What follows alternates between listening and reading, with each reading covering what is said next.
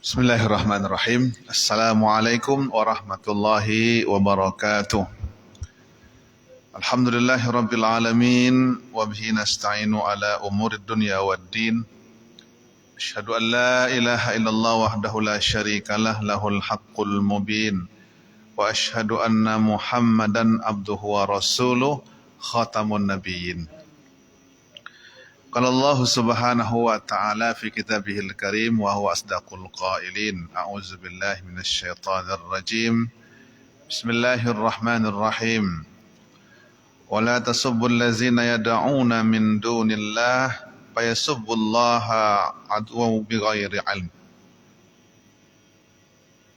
Masyarakat muslimin wal muslimat sedang jamaah salat zuhur yang dimuliakan Allah Subhanahu wa ta'ala.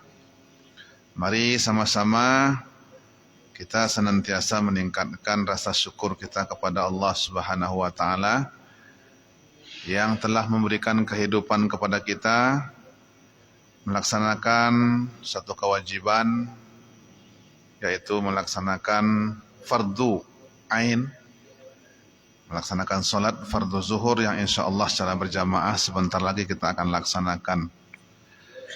Kemudian Allah juga masih memberikan kepada kita kehidupan yang layak tentunya dalam hal kita mendapatkan kesejahteraan, kemudian diberikan oleh Allah Subhanahu wa ta'ala kelapangan hati kita, sehingga sampai pada saat ini kita masih dapat bersama-sama untuk datang ke rumah Allah Subhanahu wa ta'ala ini. Salawat dan salam tidak lupa kita sampaikan pula, kita hadiahkan kepada baginda Nabi kita Muhammad sallallahu alaihi wasallam yang kita jadikan sebagai qudwatun hasanah untuk menuju kehidupan kita, kehidupan yang lebih baik, kehidupan yang kita dambakan, yaitu kehidupan di surga nantinya insyaallah. Bapak Ibu kaum muslimin rahimakumullah, pada siang hari ini kita akan mencoba untuk berdiskusi tentang pemahaman antara tasyabbuh dan at-ta'awun di dalam Islam. Ada lagi istilah lain disebut dengan at-tasamuh.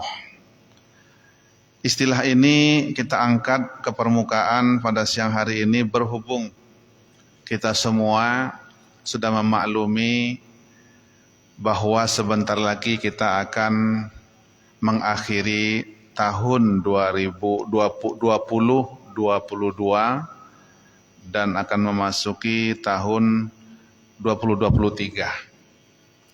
Maka tidak asing bagi kita umat Islam secara khususnya, karena kita adalah penduduk ataupun masyarakat mayoritas di negeri ini, kita menginginkan bahwa kita tetap istiqomah di jalan yang benar, di dalam tuntunan agama kita.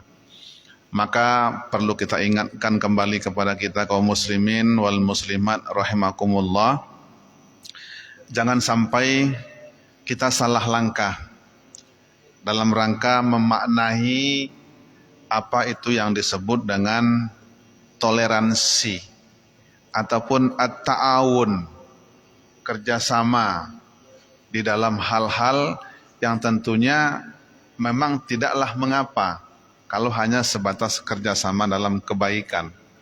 Tapi kalau sudah kerjasama dalam hal yang tidak baik, bahkan apalagi masuk ke dalam ranah tauhid atau akidah, ini sangat mengkhawatirkan kita semuanya. Oleh karenanya kita harus bersama-sama bertekad untuk membersihkan akidah kita, keyakinan kita dari sesuatu yang tercampur dengan unsur-unsur kemusyrikan. Dan hal ini juga sudah diingatkan oleh Nabi kita sallallahu alaihi wasallam, jangan sampai hanya dengan alasan kita ingin berta'awun, bekerja sama, atau kita ingin bertasamuh, bertoleransi, maka akhirnya kita masuk ke dalam pemahaman bertasyabuh. Bertasyabuh adalah menyerupai, kita ikut nimbrung, bergabung di dalam satu kelompok. Sebagaimana yang disampaikan oleh Nabi, man tasyabbaha biqaumin fa innahu minhum. Siapa saja di antara kalian, kata Nabi, yang bertasyabuh, yang menyerupai, yang bergabung dengan satu kaum, dengan satu kelompok, fa innahu minhum, maka dia adalah bahagian dari kelompok yang dia ikuti itu. Walaupun pada kenyataannya kita tidak mengatakan bahwa kita keluar dari agama Islam. Dan kita tidak mengatakan bahwa Tuhan itu dua atau tiga. Tetapi dengan sikap kita bertasyabuh ini, kita menyerupai, membersamai kegiatan-kegiatan, aktivitas-aktivitas yang dilakukan oleh sekelompok orang yang tidak seakidah dengan kita, maka disinilah bencananya. Disinilah nanti akhirnya dicap oleh Nabi kita bahwa kita sama dengan orang yang kita ikuti itu. Sama dalam artian apa? Kalau mereka meyakini satu keyakinan di luar tauhid atau akidah yang kita miliki, nah berarti kita adalah kelompok mereka.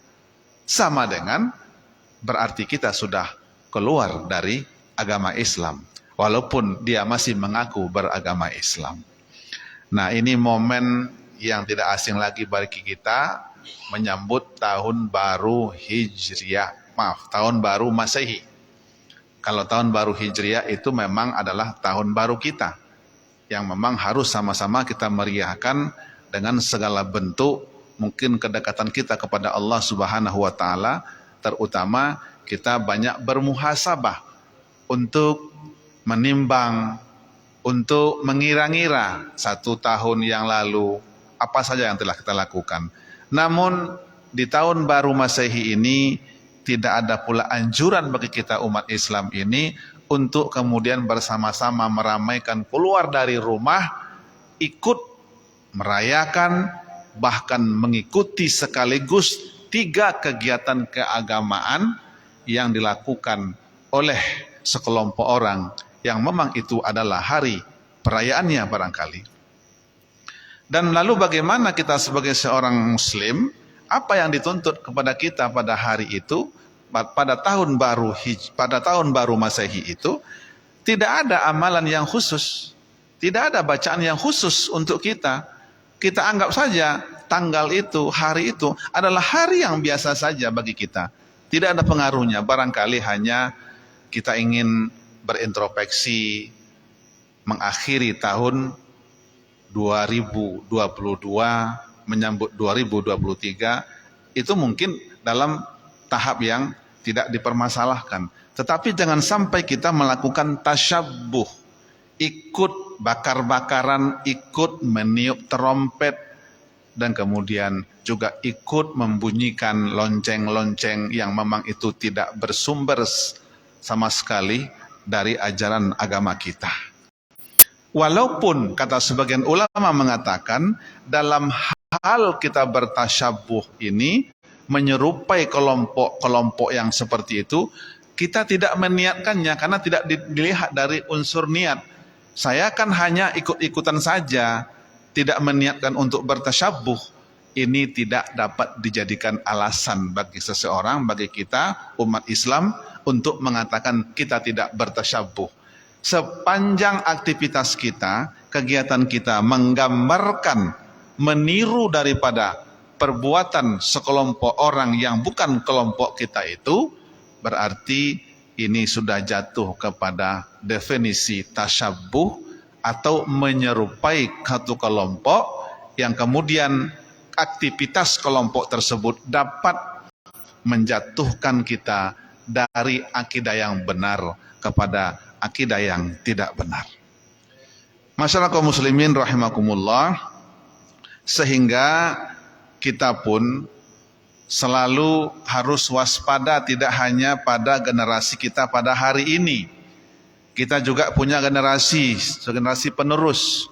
Anak kita, keponakan kita, cucu kita dan lain sebagainya itu, ini juga diantisipasi.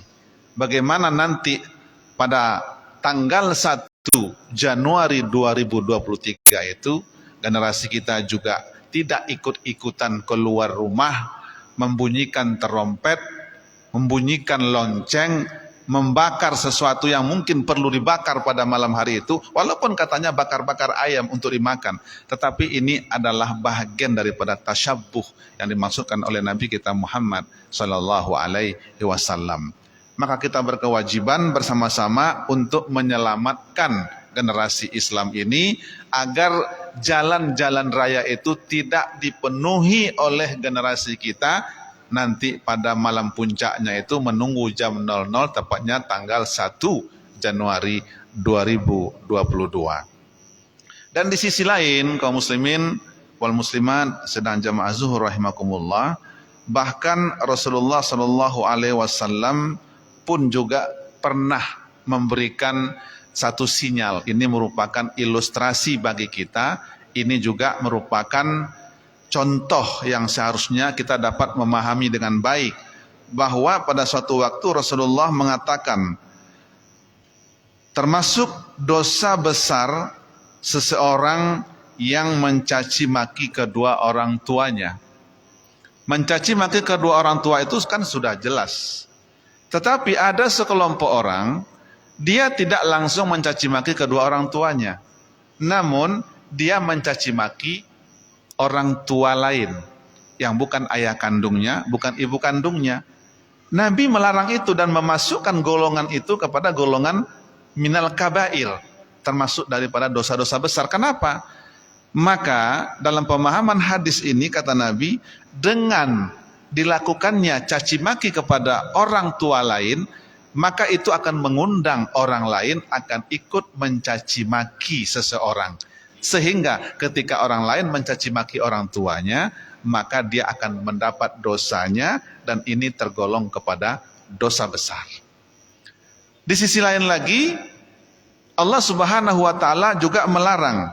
Tadi sudah kita sampaikan ayatnya di dalam surah Al-An'am ayat 108. Allah melarang kita untuk mencaci maki sesembahan yang disembah oleh orang yang bukan beragama Islam. Gak boleh dicaci maki. Maksudnya apa? Kalau nanti suatu waktu kita lakukan caci maki sesembahan yang mereka sembah, lalu apa yang akan terjadi?